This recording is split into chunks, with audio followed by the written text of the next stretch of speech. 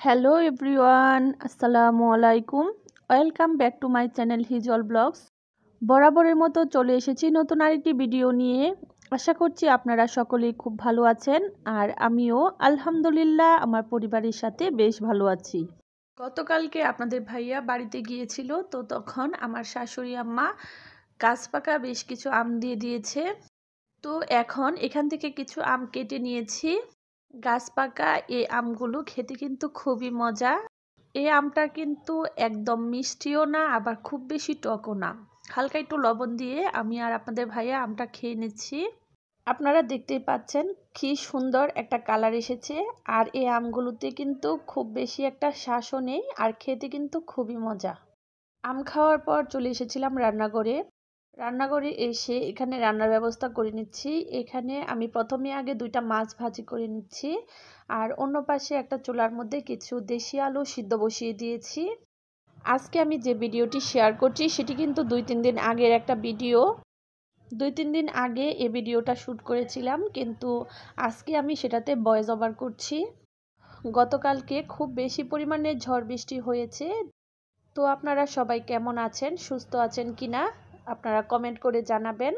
এবং প্রচণ্ড ঝড় বৃষ্টিতে আপনাদের কার এলাকার কীরকম অবস্থা আপনারা আমাকে কমেন্ট করে জানাতে ভুলবেন না। তো এখানে দেখতে পাচ্ছেন হাতে মেখে আমি মলা মাছটা রেডি করে নিচ্ছি। মলা মাছের মধ্যে পেঁয়াজ, কাঁচামরিচ, তাছাড়াও যা যা মশলা লাগে সব কিছু দিয়ে ভালো করে হাতে মেখে নিয়েছি। আর এদিকে মাছ ভাজাটাও হয়ে গেছে, আর আলুটাও সিদ্ধ হয়ে গেছে। এখন আমি এটার মধ্যে মলা মাছটা বসিয়ে দিচ্ছি। ছোট মাছের তরকারি কিন্তু হাতে মেখে রান্না করলে বেশি মজা হয়। আমি সবসময় চেষ্টা করি ছোট মাছটা হাতে মেখে রান্না করতে।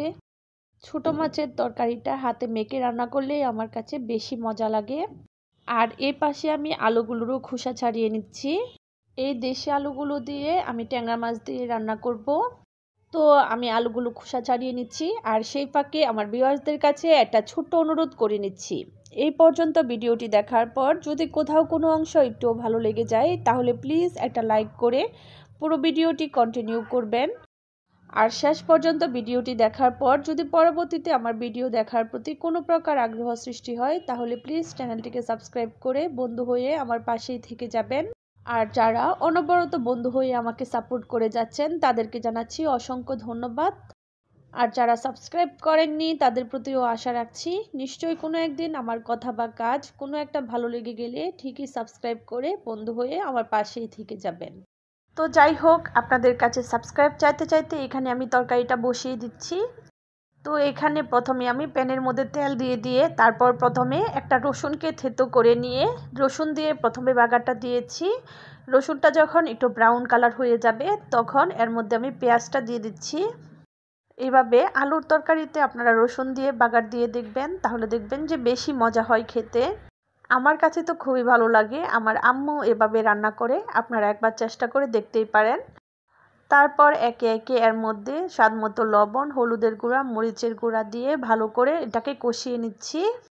তো মশলাটা কষানো হয়ে গেলে এখন এর মধ্যে আলু এবং মাছটা দিয়ে আরও বেশ কিছুক্ষণ কষিয়ে নিব।